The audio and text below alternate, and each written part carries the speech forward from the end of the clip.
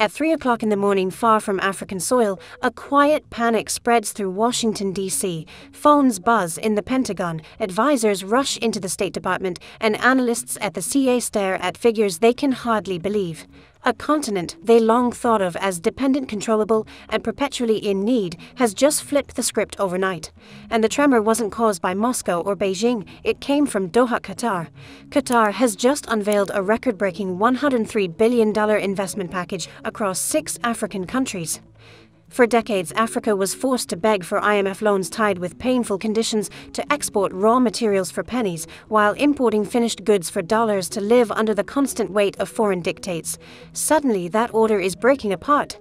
Imagine America waking up to discover that the very nations it lectured and pressured for generations are now signing the largest development deal in their history with a Gulf state that Washington cannot sanction, cannot bully, and cannot ignore. This isn't just about money. It's about power, pride, and payback. It's about highways built by African firms instead of Western contractors. It's about solar grids lighting up villages that once went dark at sunset. It's about a generation of African youth finally being told, you don't need to wait for permission to rise. So here's the question for you. Is this the dawn of Africa's long-awaited independence, or just another round in the global struggle for control? And if Washington truly fears losing its grip, what happens next? Please share this video if you believe Africa's story deserves to be told from the ground up, not from the headlines of foreign media. And subscribe if you know that the truth, no matter how uncomfortable, is more important than the spin. The announcement came like a thunderclap. In a packed press hall in Doha, Qatari officials revealed a $103 billion investment package across 6 African countries, a figure so staggering that even seasoned economists gasped. This was not another modest development grant, not a token gesture for diplomatic goodwill. It was a deliberate, calculated repositioning of Africa at the center of the global economy. For decades, the continent's development was mediated through Western financial institutions. The International Monetary Fund and the World Bank decided which projects lived and which died, who received loans, and under what painful conditions. Entire economies were strangled by structural adjustment programs that cut education budgets, privatized state assets, and opened markets to foreign corporations. African nations had little choice but to comply, exporting raw materials for pennies while paying dollars for finished products. The cycle of dependency was relentless. Now, Qatar has broken that cycle with a single stroke of the pen. The $103 billion package is structured not as loans with crushing interest, but as direct investments and joint ventures. The money is divided across 3 key pillars: energy, agriculture, and technology. Energy, $45 billion. This is the beating heart of the deal. Africa's persistent blackouts have long crippled its economies, forcing factories to shut down and households to live in darkness. Qatar's funds will finance massive natural gas terminals, oil refineries, and perhaps most importantly, solar megafarms that will electrify millions of homes. In countries like Burkina Faso and Niger, where electricity access has hovered below 30%, this could be transformative. Agriculture, $30 billion. For decades, American agribusiness has treated Africa as both a dumping ground and a supplier. Local farmers were undercut by subsidized imports, while raw crops like cocoa and coffee were exported cheaply. Qatar is rewriting that script. A fertilizer plant in Kenya already under construction promises to cut dependence on imports and boost yields. Across Ethiopia and Tanzania, irrigation projects and modern storage facilities will ensure African farmers feed not only their own people, but export surpluses to the Middle East and Asia. Technology, $25 billion. If Africa is to leap into the future, it cannot remain chained to outdated systems. Qatar's investment includes data centers, undersea cables, and 5G rollouts across more than 30 countries. The vision is bold: Africa hosting its own cloud services, training its own AI engineers, and building a digital economy that does not rely on Silicon Valley's permission. For millions of African youth, this means jobs in coding, logistics, cybersecurity, and innovation careers that anchor them at home instead of pushing them abroad. And this is not charity. Qatar's sovereign wealth fund is clear-eyed about its objectives. It is buying a stake in Africa's future growth. Just as China's Belt and Road reshaped Eurasia, Qatar intends to position itself as the indispensable partner for Africa's rise.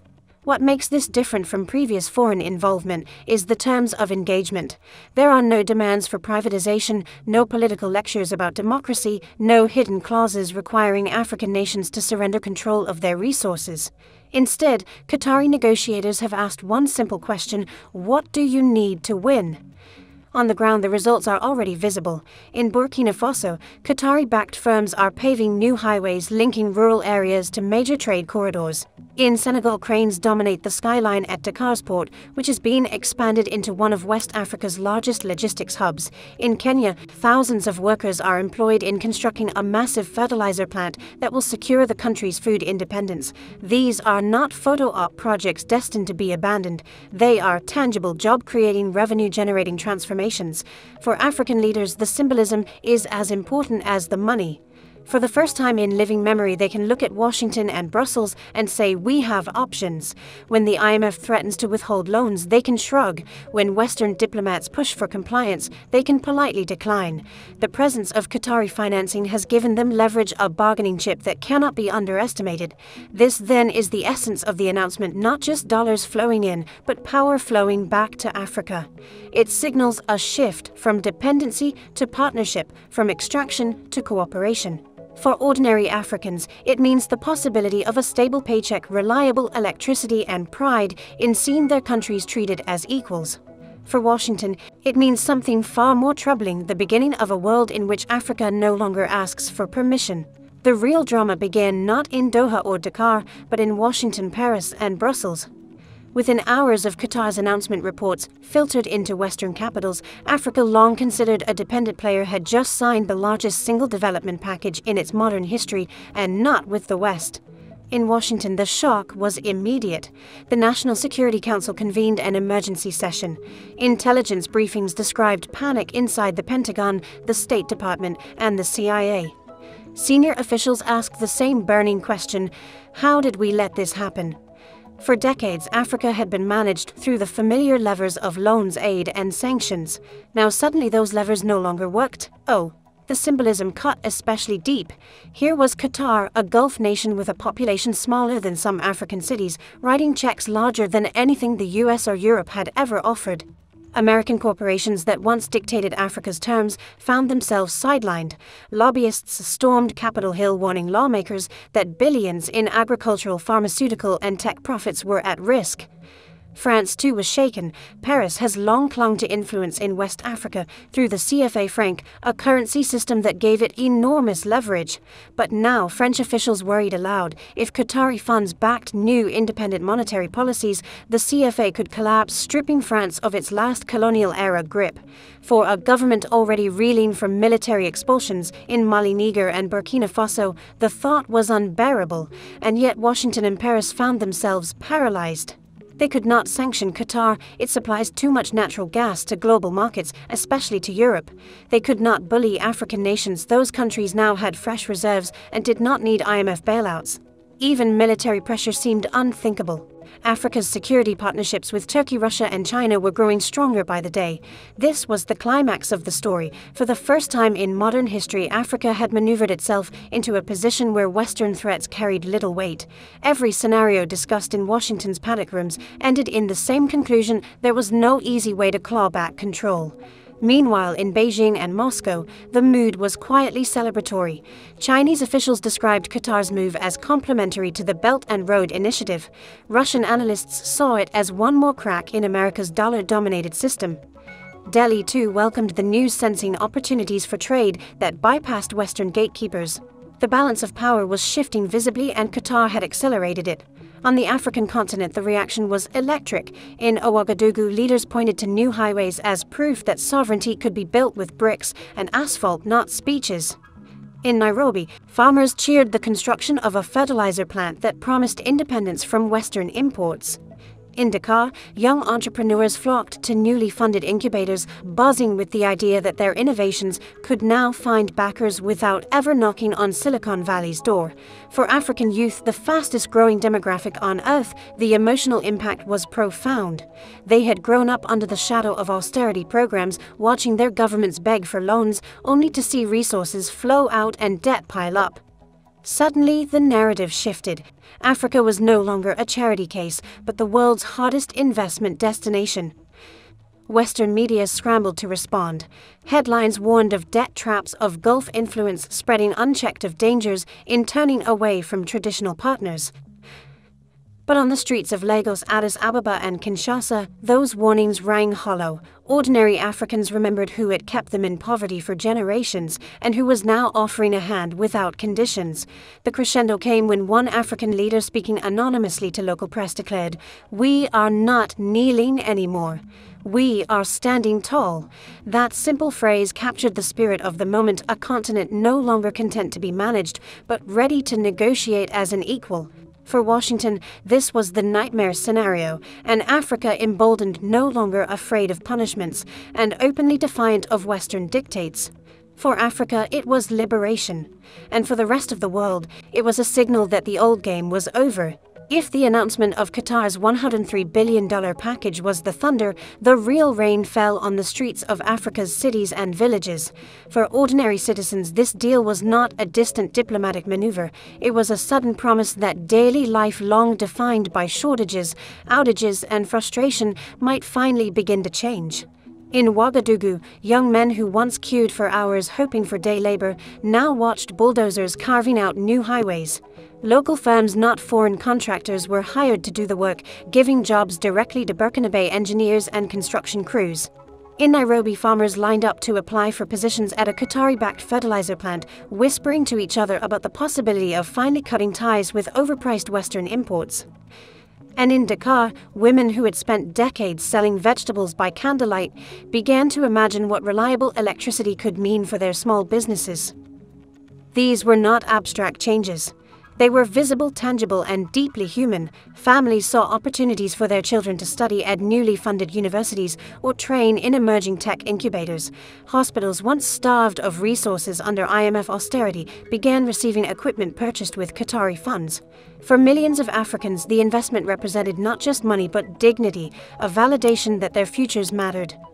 The psychological shift was perhaps the most powerful of all. For generations, African citizens lived under what could be called the charity narrative, told that their survival depended on foreign aid, and that prosperity could only come through Western benevolence. Now the message was different. You are partners, not beggars. That subtle change sparked a wave of pride. Social media filled with posts declaring this the dawn of a new African century. Politically, the effects rippled even faster. Leaders who had long walked a cautious line with Washington suddenly discovered new confidence. When the IMF hinted at withholding a loan, ministers in at least 2 countries laughed it off. The Qatari money was already in their accounts. When Western diplomats criticized new laws or security alliances, African officials politely listened and then ignored the advice. The fear of punishment had evaporated, replaced by leverage that Africa had rarely enjoyed. Some governments began to think bigger. In Addis Ababa, heads of state meeting at the African Union quietly discussed using the Qatari package to jumpstart long-dreamed projects, a continental railway linking West to East Africa, a joint food security program, even preliminary talks about a digital currency backed by Qatari reserves. Ideas once dismissed as fantasies under the yoke of Western oversight were suddenly on the table. The ripple effects also exposed fractures within African politics. Opposition parties in some countries demanded transparency, warning that leaders must not squander this opportunity through corruption. Civil society groups, while supportive, pushed for strict oversight to ensure that investments translated into public benefit rather than private enrichment. In many ways, the pressure from citizens increased because with new resources came new expectations. Still, one truth stood out above all: the dependency narrative was breaking. For the first time in decades, African citizens and their governments could imagine futures not chained to debt repayments or dictated by foreign powers. Instead, they spoke of building industries that served their own people first and only then the global market. In village gatherings, elders compared the moment to independence movements of the 1960s. "Back then we fought with flags," one elder told a journalist. "Now we fight with investments." The symbolism was not lost on anyone. This was a second liberation, one fought not with rifles, but with contracts and cranes. And so the civil and political consequences of Qatar's $103 billion gamble were clear. On the ground, it created jobs, infrastructure, and hope. In the halls of power, it shifted the balance of fear, granting African leaders unprecedented freedom to choose their own path. Above all, it seeded a new mentality. Africa was no longer waiting for permission. It was building a future on its own terms. For Washington, the Qatar-Africa deal landed like an earthquake. The United States had long considered Africa part of its economic chessboard, a space where loans, aid, and trade agreements functioned as levers of influence. Yet here was a Gulf nation, tiny in population, but enormous in wealth, signing a package so transformative that those levers suddenly looked obsolete. Inside the U.S. Treasury, simulations were run late into the night. What would happen if African trade increasingly bypassed the dollar, settling instead in Qatari riyals, Chinese yuan, or even local African currencies? The results were chilling: a slow but undeniable erosion of the dollar's supremacy. That supremacy had been America's hidden weapon, allowing Washington to print money for wars, enforce sanctions with devastating effect, and dictate global financial norms. If Africa defected from that system, one of the pillars of U.S. hegemony would begin to crack. American corporations were just as alarmed. Agribusiness giants that exported subsidized grain to Africa suddenly faced the prospect of African self-sufficiency. Pharmaceutical companies that charged inflated prices saw African leaders looking toward locally produced alternatives. Tech monopolies, which once imagined Africa as their next billion users, now confronted the possibility of Qatari-funded African startups competing head-to-head. Lobbyists swarmed Capitol Hill demanding action, but policymakers found their toolbox nearly empty. Sanction Qatar risk energy turmoil. Pressure African governments pushed them further into Doha's embrace. Outbid Qatar, politically impossible when U.S. voters were facing inflation at home. Globally, the reactions reflected shifting fault lines. In Beijing, officials smiled quietly. Qatar's move dovetailed with China's Belt and Road Initiative, creating parallel infrastructure corridors that bypassed Western oversight. Moscow, too, welcomed the deal as another step toward a multipolar world where U.S. dominance weakened. India, with its own hunger for African markets, saw opportunities to partner with Qatar-backed projects and reduce dependence on Western intermediaries. European capitals were more conflicted. France, already humiliated by the loss of military bases in the Sahel, panicked at the threat to the CFA franc system. Germany and the UK voiced concerns about foreign influence but lacked the financial firepower to compete. Within the EU, debates raged: should Europe align with Washington's defensive posture or quietly seek a role in Africa's new economic architecture? For older American audiences, the moment carried echoes of the Cold War. Back then, Washington's nightmare was that African nations might align with Moscow. Today, the fear is not about ideology, but independence, that Africa will simply choose its own path, rendering U.S. leverage irrelevant. That is in many ways even more threatening, because it means the rules of the old game no longer apply. Beyond strategy, there was a deeper unease. For decades, America's foreign policy establishment operated on the assumption that Africa needed guidance, that it could not rise without Western hand-holding. Qatar's $103 billion gesture shattered that illusion. It suggested that Africa, given resources and respect, could define its own trajectory. That realization, more than the money itself, is what unsettled Washington most. Around the world, commentators began to frame the deal as a turning point in the global order. The Gulf, once seen as dependent on Western military protection, was now reshaping geopolitics by empowering Africa. The West, once unchallenged, was watching its monopoly slip away. And Africa, once dismissed as a perpetual victim, was now emerging as a co-equal player. The question remained: could America adapt to this new reality, or would it cling to outdated tools until they crumbled?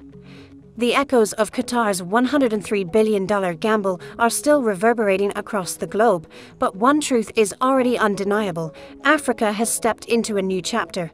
This was not a donation, not a handout, but a bold statement that the continent no longer accepts being treated as a pawn in someone else's game. Highways are rising, ports are expanding, and power grids are lighting up where darkness once ruled. More importantly, dignity is being restored to millions who for too long were told to wait, to beg, to obey. But history warns us that every breakthrough invites resistance. Washington and its allies will not quietly surrender their grip. Already Western media whispers of debt traps and hidden dangers. Lobbyists are pushing lawmakers to find ways to reassert control. And yet the momentum has shifted. Once people taste real independence, once they see alternatives with their own eyes, it is nearly impossible to force them back into submission. That is why this moment matters, not only for Africa, but for the world. A multipolar order is taking shape before our eyes, and Africa is no longer on the sidelines. The question is whether this momentum can be protected, nurtured, and expanded, or whether old powers will succeed in derailing it. So I ask you, do you believe Africa can truly break free this time, or will outside forces find new chains to impose? Can leaders like Ibrahim Traoré of Burkina Faso, who speak of sovereignty and self-reliance, turn these promises into lasting structures? If you feel this is the kind of truth people need to hear, please share this video and subscribe if you believe that Africa's rise and the courage to tell its story matters more than the headlines.